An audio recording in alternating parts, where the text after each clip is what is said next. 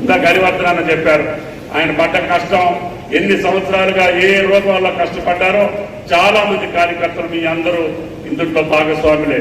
కాబట్టి వీటికన్నిటికీ పరిష్కారం మీరు మనసులో ఉన్నటువంటి కోరికల యొక్క పరిష్కారం రేపు పార్లమెంట్లోనే మనకుంది. ఈ పార్లమెంట్ గెలవండి, మీ కోరికలకు తగ్గట్టుగా, మీ అవకాశాలకు తగ్గట్టుగా, మీ అవసరాలకు తగ్గట్టుగా పరిపాలన చెప్పాలి కానీ కానీ మా ముందు అని చెప్పి ఈ సందర్భంగా మనం చేస్తున్నాం. కాబట్టి ధైర్యంతో ఎప్పుడైతే ప్రతిపక్షంలోనే గెలిపించిన కొత్తగా రాజకీయ అవసరం ఈ మేడ్చల్ నియోజకవర్గానికైతే అసలే చెప్పాల్సిన అవసరం. మహానుభావులు చూసినటువంటి నియోజకవర్గం, ఎంతో మంది మహానాయకుల దగ్గర పనిచేసినటువంటి నాయకులు. కాబట్టి దయచేసి ఇప్పుడు మీలో ఉంది నియోజకవర్గం, మీ కళ్ళ ముందు ఉంది, మీరు అనుభవించే అవకాశం వచ్చింది. తప్పకుండా మీ యొక్క కోరికల దగ్గర ముందుకెళ్తామని విజ్ఞప్తి చేస్తూ, ఏ సమయంలో ఎప్పుడు అయ్యిందన్న మీకు తెలుసు, ఆయన మొండి మనిషి లేడు. ఆ పార్టీ ఈ పార్టీ ఇప్పుడు ఈ పార్టీ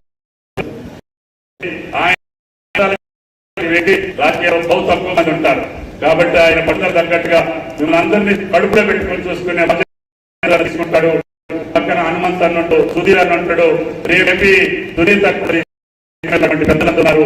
ప్రభుత్వం ఉంది, ముఖ్యమంత్రి ఉన్నాడు. కాబట్టి దయచేసి కష్టపడి గెలిపించిన అందరికీ ప్రార్థిస్తూ ఈ అవకాశం ఇచ్చిన మేడ్చల్ నియోజకవర్గ నాయకులందరికీ ధన్యవాదాలు.